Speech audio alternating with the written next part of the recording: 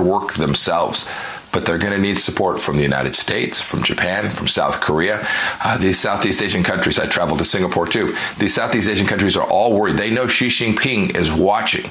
He's watching America abandon Afghanistan in such a disastrous way. He's watching the United States get rolled by Vladimir Putin. And Xi Jinping is watching the things that America is prepared to do to help our friends and allies around the world. If we don't help the Taiwanese people prepare to defend themselves, this will only embolden Xi Jinping. And that was former Secretary of State Mike Pompeo on this program back in March. This week, the Chinese Communist Party literally threatened the United States. First, with Xi Jinping telling Joe Biden during a 2-hour phone call, the U.S. should not get involved with China's position toward Taiwan, saying, quote, those who play with fire will get burnt. Be clear-eyed. This after the CCP-run global state media threatened that the CCP could shoot down Nancy Pelosi's plane if she visited Taiwan. Then the editor took down that tweet and he massaged the wording. Pelosi will visit Singapore, Malaysia, and Japan. She did not specify if she'll go to Taiwan in her most recent press release. Joining me right now to discuss this and how this trip was managed to begin with and the threat of communist China on America is former Director of National Intelligence, John Ratcliffe. John, good afternoon to you. Thanks very much for being here this morning. You bet. Great to be with you, Maria. Especially on this very important subject that you have been all over for several years, first in the Congress, then as Director of National Intelligence. Your thoughts on this trip of Nancy Pelosi's and how it was managed? Will she go to Taiwan? Does she need to?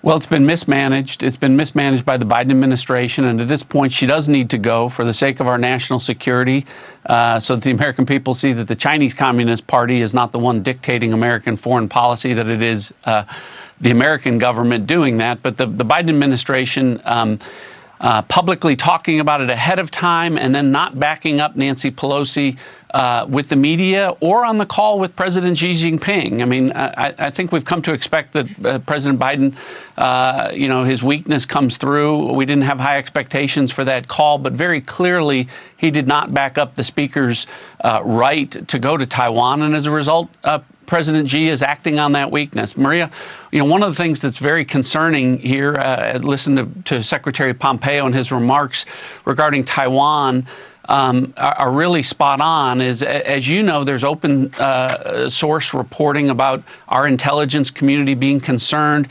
that China may move to invade Taiwan in the next 18 months. We have long known in the intelligence community that if the Chinese weren't able to, the Chinese government was not able to reunite Taiwan politically, that they would do so militarily. But it's always been nebulous and indefinite in a timetable. And we now know from our own intelligence reporting and from our allies in the Indo-Pacific that President Xi is talking about a timetable of moving on Taiwan in the next 18 months. And I don't think that's that's not a coincidence that happens to be the timetable during which Joe Biden will continue to be the American president. He has, as Secretary Pompeo said, we had this debacle in Afghanistan. The Biden administration lost and surrendered to the Taliban. They did not deter Vladimir Putin in Ukraine. And now we've got this unprecedented circumstance of China literally talking about an invasion of Taiwan through our intelligence community sources. Any one of these individuals would have been, individual events would have been historic and noteworthy. The fact that all three of these things are happening during the Biden administration really speaks to what a disaster he has been as a foreign policy president. Yeah. And when you look at his policy, he keeps being soft on China. We just spoke with Miranda Devine, who broke so much news on all the money that the Biden family has taken in, reportedly more than $30 million from different deals. Then he fails to demand COVID origins investigation. He had a 2-hour phone call with Xi Jinping. We have no evidence that he brought up the COVID-19 origins. We have no evidence that he confronted him on the fentanyl trafficking. He canceled the China initiative, so there's no more investigating all the property theft. He's considering lifting tariffs. He sent to China oil from America's strategic reserve. He's pushing electric vehicles and solar panels and batteries, and they're made in China. I mean, it's absolutely extraordinary. And then they start talking openly about a trip to Taiwan, forcing the Pentagon to get involved. So on a practical basis, what does the Pentagon need to do now? Because China's already warning that they'll respond. Well, absolutely. So the Pentagon now, there have always been questions about President Biden's weakness mentally, physically. Those issues continue to come up. But the concern also is, as you have pointed out, Maria, is he has advisors that are soft on China, domestic and foreign policy advisors that, have worked for BlackRock and have been engaged with the Chinese Communist Party on multiple levels. His policies have been soft across the board. And then the issues about Hunter Biden and the role that that has played, and whether or not there's a financial element to the Biden family that has affected a weak China policy. We just know that it's likely to continue.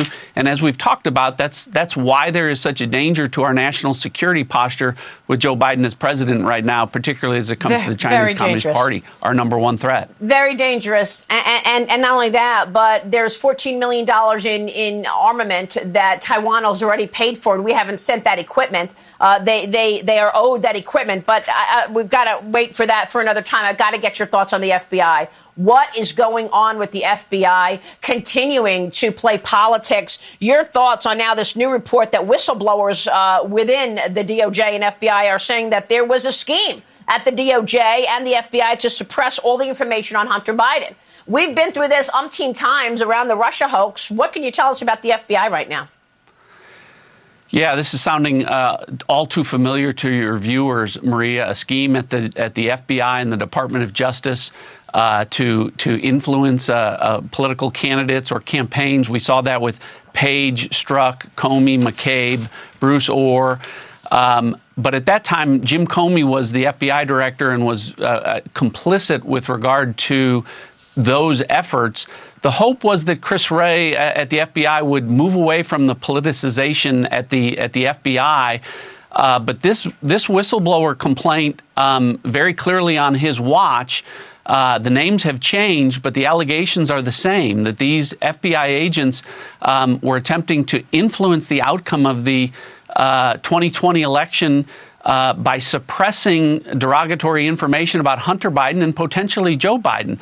And Maria, here's what's important about this for your viewers to understand, is this is more than just about a two-tiered system of justice, about FBI agents being able to lie and get away with it when the American people don't. People need to understand that when we talk about our intelligence authorities, it is the FBI that is the primary domestic authority for investigating and leading to the prosecution of election influence and election interference.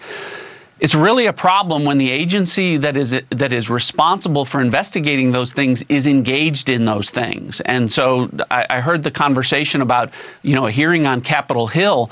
Is I would expect Republicans to be focusing with Director Wray on whether or not his FBI agents were engaged in election influence and election interference, at a time where he was publicly backing me and Attorney General Barr. You remember, as you pointed out, you played that clip where I very clearly came out and said, look, Adam Schiff is making this information up. There is no Russian disinformation involved here. It is the Hunter Biden's laptop, and the investigation is real, and that has proven to be true. Christopher Wray backed that up with a public statement along with the FBI director, with the Attorney General. But now we're finding out that there were FBI agents that were doing exactly the opposite and saying exactly the opposite and suppressing that intelligence. I would expect that to be the subject of much discussion on Capitol Hill this week. So maybe Adam Schiff was working with the FBI to push this narrative. Well, I think that's one of the reasons those investigations, since Democrats have been in control of Congress, none of these things have happened, which is why I think a Republican-held Congress can finally get answers to this for the American people, and they should. Okay. John, thanks so much. John Ratcliffe joining us. Stay with us.